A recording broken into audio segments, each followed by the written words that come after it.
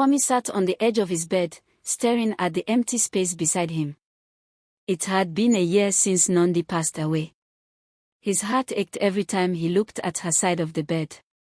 He refused to move her pillow, her favorite blanket, or even the small stuffed elephant she loved as a child. Everything was the same, as though she might return any moment. That night, as the city outside buzzed with life, Kwame turned off the lights and lay down. The room was quiet, except for the faint hum of traffic and the occasional distant bark of a dog. He closed his eyes, but sleep didn't come easily. Instead, memories of Nandi flooded his mind, her laughter, the way her eyes sparkled when she was happy, the sound of her voice. Suddenly, Kwame felt something odd. His side of the bed was cool, as usual, but Nandi's side felt warm. He sat up quickly, his heart racing. It had been cold for a year, why was it warm now? He reached out hesitantly, touching the blanket. It felt as if someone had just been lying there. He looked around the dark room, trying to find an explanation, but nothing seemed out of place. His hands trembled as he whispered her name. Nandi. There was no answer, but he thought he saw a faint shimmer in the moonlight streaming through the window. He shook his head. I must be imagining things, he muttered, lying back down. But the warmth didn't fade. It stayed, comforting yet unsettling. The next morning, Kwame woke up groggy and confused. Her side of the bed was cold again, just as it had been for the past year. He tried to brush it off, but the feeling lingered all day. At work, he barely paid attention to his tasks. His colleagues noticed, but Kwame dismissed their concerns with a forced smile. That night, when he returned home, he felt a strange pull to the bedroom. He stood at the door, staring at the bed. His heart told him something had changed. When he finally lay down, the warmth returned almost immediately. This time, it was accompanied by a faint smell, her smell, a mix of lavender and vanilla. Tears filled his eyes as he clutched her pillow. He didn't understand what was happening, but deep inside, a tiny spark of hope flickered. Perhaps Nandi wasn't gone after all. The third night, Kwame approached the bed with both dread and anticipation. He had spent the entire day trying to convince himself that the warmth and smell were just his imagination. Yet, when the sun set and he stepped into the bedroom, it felt as though the air itself was heavier, charged with something he couldn't explain. He sat on the edge of the bed, holding Nandi's pillow. If you're here, he whispered, his voice trembling, give me a sign. For a long moment, nothing happened. Then, just as he was about to lie down, the faintest breeze brushed past him. The windows were closed, and there was no fan. Kwame froze, his heart pounding. I miss you so much, he said, tears welling in his eyes. I can't let go. The breeze came again, this time stronger. It was as if someone had exhaled near his cheek. Kwame's chest tightened. He wasn't sure if he was terrified or overwhelmed with joy. He lay down cautiously, pulling the blanket over himself. The warmth returned instantly. This time, it wasn't just the warmth. He felt a weight, light, almost imperceptible, press against his shoulder. Kwame didn't dare move. His mind screamed for him to run, but his heart told him to stay. He closed his eyes tightly, clutching the blanket. Sleep didn't come easily, but eventually, exhaustion took over. When Kwame woke the next morning, the warmth and weight were gone, but something else had changed. Nandi's stuffed elephant, which had sat untouched on her side of the bed for a year, was now lying beside his pillow. He stared at it, his hands shaking. This isn't possible, he muttered, picking up the small toy. But the faint scent of lavender and vanilla lingered on it. He spent the day in a daze, replaying the events of the night over and over in his mind. Was he losing his grip on reality? Or was Nandi truly reaching out to him from beyond? That evening, he did something he hadn't done since her funeral, he spoke to her picture. Nandi, he said, holding the framed photo of her smiling face. If this is really you, please don't leave me again. I don't know how to do this without you. The picture didn't answer, of course, but when he turned around, he thought he saw a shadow move across the wall. He spun quickly, but nothing was there.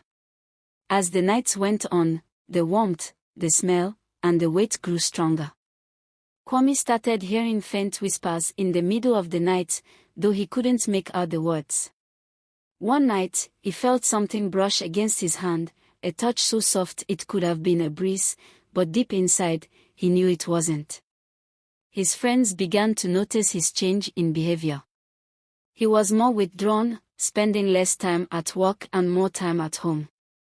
His best friend, Yao, confronted him. Kwame, you've been acting strange, Yao said over coffee. You're barely sleeping, and you look like you've seen a ghost. Kwame chuckled nervously. What if I have? Yao frowned.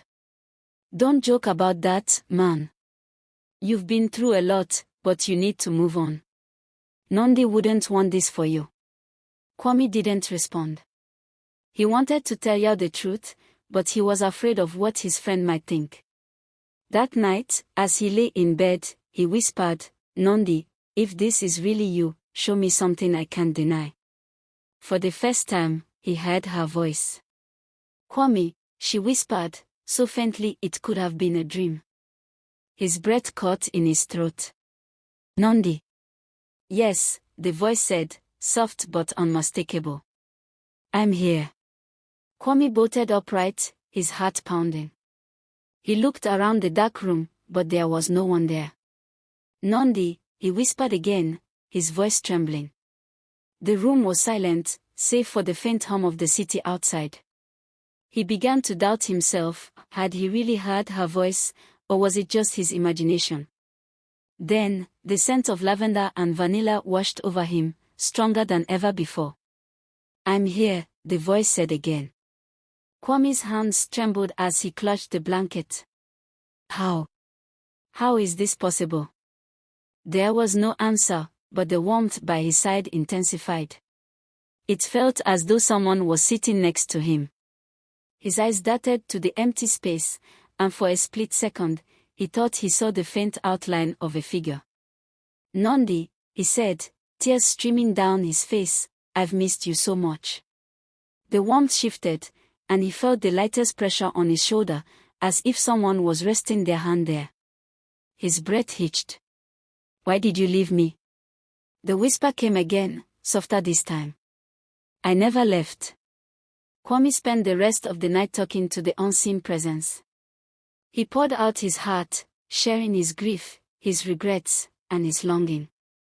For the first time in a year, he felt a glimmer of hope. But the next morning, reality came crashing back. The room was cold, the bed empty, and Nandi's stuffed elephant was once again on her side of the bed. Kwame stared at it, his heart heavy. At work, he couldn't focus. Yao noticed his distracted state and tried to talk to him again, but Kwame brushed him off. How could he explain what was happening without sounding crazy? That night, the whispers returned, clearer than before. Kwame, Nandi's voice said, you need to help me. His chest tightened. Help you? How? I'm stuck, she said, her voice fading in and out. I need you to let go. The words sent a chill down Kwame's spine. Let go. I don't understand. I can't let you go, Nandi. I love you. The warmth by his side grew colder. If you don't let go, she said, her voice filled with sorrow, I'll never be free. Kwame's heart broke at her words. He didn't want to lose her again, but he also didn't want her to be trapped in whatever limbo she was in. Tell me what to do, he whispered. Her reply was faint but clear. Find the bracelet.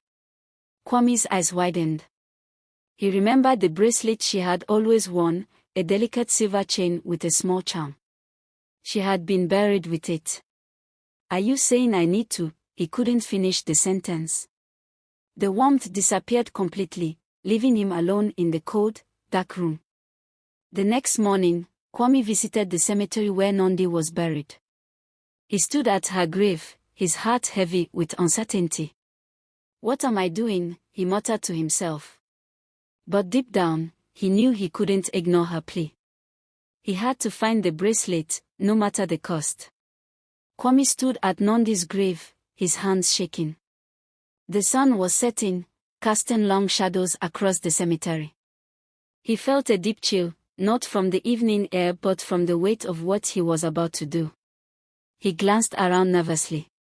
The cemetery was quiet, the only sounds coming from the rustling trees and distant city traffic. He had brought a small spade with him, hidden under his jacket. His heart pounded as he knelt by the grave, whispering under his breath, "Nandi, if this is really what you want, please, give me strength." For a moment, he hesitated. Disturbing her grave felt wrong, almost like a betrayal. But her voice echoed in his mind, "Find the bracelet." Summoning every ounce of courage, Kwame began to dig. The earth was heavy and damp, and each scoop felt like it weighed a ton. Sweat dripped from his brow, and his arms ached, but he didn't stop. The thought of helping Nandi kept him going.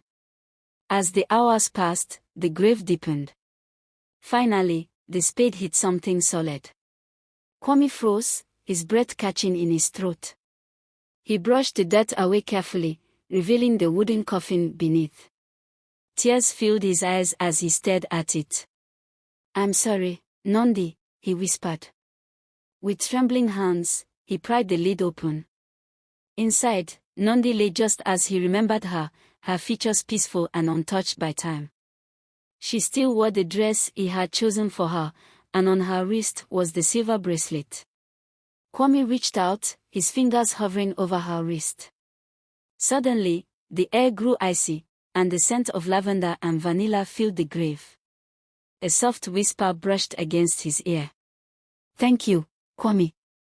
He swallowed hard, his hands trembling as he unclasped the bracelet. The moment it left her wrist, a strange warmth spread through his body. He felt as though a heavy weight had been lifted, and for the first time in a year, his heart didn't ache as much. But before he could climb out of the grave, a sharp sound broke the silence. Footsteps. Kwame froze, his heart racing. He peered over the edge of the grave and saw a flashlight beam cutting through the darkness. A security guard was making his rounds. Panic surged through him. He quickly closed the coffin and covered it with dirt, walking as fast as he could. The footsteps grew louder, and the light was getting closer. "Who's there?" the guard called out. Kwame's hands moved frantically, but there was no way he could finish in time. The guard's light swept over him, and he froze like a deer in headlights. "You," the guard shouted. "What are you doing?" Kwame's mind raced. He clutched the bracelet tightly in his hand and stammered, I'm visiting my wife. At this hour. And with a spade." The guard's eyes narrowed as he stepped closer. Kwame's heart pounded. "Please, you don't understand," he said, his voice desperate. "I had to come. She needed me to do this." The guard stared at him, clearly unconvinced. "You're coming with me. We'll let the police sort this out." Kwame's chest tightened. He couldn't let anyone take the bracelet. He had to finish what Nandi asked of him. Summoning his courage, he bolted past the guard, clutching the bracelet tightly. "Hey! Stop!" the guard yelled, but Kwame didn't look back. He ran through the cemetery, his lungs burning and his legs screaming for rest. The guard's shouts faded behind him as he reached the street and disappeared into the night. Back in his apartment, Kwame locked the door and collapsed onto the floor, gasping for air. He opened his hand and stared at the bracelet. It shimmered faintly, as if alive. "What now, Nandi?" he whispered. The answer came almost immediately, a soft, familiar voice that filled the room. "Put it on." Kwame stared at the bracelet in his hand, unsure of what to do. It felt warm, almost pulsing, as if it had its own heartbeat. Nandi's voice had been clear, but the idea of putting it on filled him with both fear and curiosity. Put it on, her voice echoed again, softer but insistent. With a deep breath, Kwame slipped the bracelet onto his wrist. The moment the clasp clicked into place, a wave of energy surged through him. His vision blurred, and the room seemed to spin. He clutched his head, gasping for air. When the dizziness passed, he realized he wasn't alone. There she was. Nandi. She stood in the middle of the room, her figure bathed in a faint, golden light. She looked just as she had in life, radiant, with her warm smile and kind eyes. Nandi. Kwame whispered, his voice trembling. She nodded, her smile tinged with sadness. It's me. Kwame stumbled to his feet, his emotions overwhelming him. How is this possible? I thought you were gone. I was, she said, stepping closer to him. But I was trapped between worlds. The bracelet was the anchor that held me here. Now that you freed me, I can speak to you one last time. One last time. Kwame's heart sank. I don't want to lose you again. Nandi reached out, her hand brushing his cheek. It felt warm, real. You haven't lost me, Kwame. I've always been with you, but you need to let go. Holding on to me this way is keeping both of us from moving forward. Kwame's eyes filled with tears. But I don't know how to live without you. Every day feels empty. Nandi's expression softened. I know it's hard, but you're stronger than you think. You have so much life ahead of you, Kwame. You need to let me rest, and you need to find your own peace. Kwame shook his head, the thought of saying goodbye unbearable. I don't want to let you go. She leaned in, pressing her forehead to his. You're not letting me go, Kwame. You're setting me free. The golden light around her began to grow brighter, enveloping her in a warm glow. Kwame's chest tightened as he realized what was happening. Nandi, wait. Please don't go. Her smile was filled with love. I'll always love you, Kwame. And I'll always be in your heart. The light intensified, and Nandi's form began to fade. Kwame reached out, but his hand passed through her as if she were made of air. Nandi, he cried, but it was too late. She was gone. Kwame fell to his knees, clutching the bracelet. The room was silent again, and for the first time, it felt truly empty.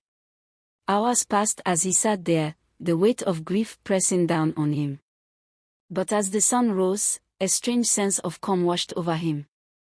He could still feel the warmth of her presence, not in the room but deep within his heart. Kwame stood, his legs shaky but firm. He walked to the window, the bracelet still on his wrist. He didn't know what the future held, but he knew he couldn't stay trapped in the past. For the first time in a long time, he whispered, "Goodbye, Nandi." And for the first time, he felt her whisper back, carried on the morning breeze. "Goodbye, Kwame." The days that followed were filled with an aching quiet. Kwame kept the bracelet, not as a reminder of his grief but as a symbol of the love he shared with Nandi. It no longer shimmered or pulsed with warmth, it was simply a piece of silver, yet it held the memories of their time together. Life slowly began to take shape again. Kwame returned to work, though the first few days were difficult. Yao, ever persistent, convinced him to grab lunch one afternoon. Over bowls of steaming jollof rice, Yao finally broke the silence. "You seem different, Kwame," he said, studying his friend's face. Kwame nodded, a small smile tugging at his lips. "I've made peace with Nandi." Yao raised an eyebrow, surprised but relieved. "That's good to hear. She'd want you to be happy." The words hit Kwame like a gentle wave. Yes, Nandi would want him to be happy. That thought became his anchor as he started to rebuild his life. One evening, as he walked home from work, Kwame passed a small art gallery. The soft glow of lights caught his attention, and he stepped inside. The gallery was hosting an exhibit on love and loss, with pieces that spoke directly to his soul. As he moved from one painting to the next, he noticed a woman standing a few feet away. She was studying a sculpture with a thoughtful expression, her dark curls framing her face. Something about her presence felt familiar, comforting. Kwame hesitated but decided to approach her. "Beautiful piece, isn't it?" he said, nodding toward the sculpture. She turned to him, her eyes warm and kind. "It is. It reminds me of how love leaves an imprint, even when the person is gone." Kwame's breath caught. Her words resonated deeply with him. "That's a beautiful way to put it," he replied. They talked for what felt like hours, moving through the gallery together. Her name was Oma, and she had a quiet strength that drew him in. For the first time since Nandi's death, Kwame felt a spark of something he thought he'd never feel again: hope. As the weeks turned into months, Kwame and Oma grew closer. She didn't try to replace Nandi, she couldn't, and Kwame didn't want her to. Instead, she became a new chapter in his life, one filled with healing and growth. One day, as they walked along the beach, Oma noticed the silver bracelet on Kwame's wrist. "That's beautiful," she said. "Is there a story behind it?" Kwame smiled, his gaze fixed on the horizon. "There is," he said. "It's a reminder of someone I love deeply. Someone who taught me that love doesn't end, even when we have to say goodbye." Oma placed her hand on his, her touch grounding him. "She must have been special." "She was," Kwame said, his voice steady. "And because of her, I learned how to live again." The waves lapped at their feet as Kwame felt a deep sense of gratitude. For the love he had shared with Nandi, for the strength to let her go, and for the chance to open his heart once more. The bracelet no longer felt like a weight but a quiet reminder of a love that would always be part of him. And as he walked hand in hand with Oma, he realized that moving forward didn't mean leaving Nandi behind, it meant carrying her memory into a life filled with new possibilities. The sun dipped below the horizon, painting the sky in hues of gold and crimson. Kwame smiled, feeling a warmth he hadn't known in years. He was finally at peace.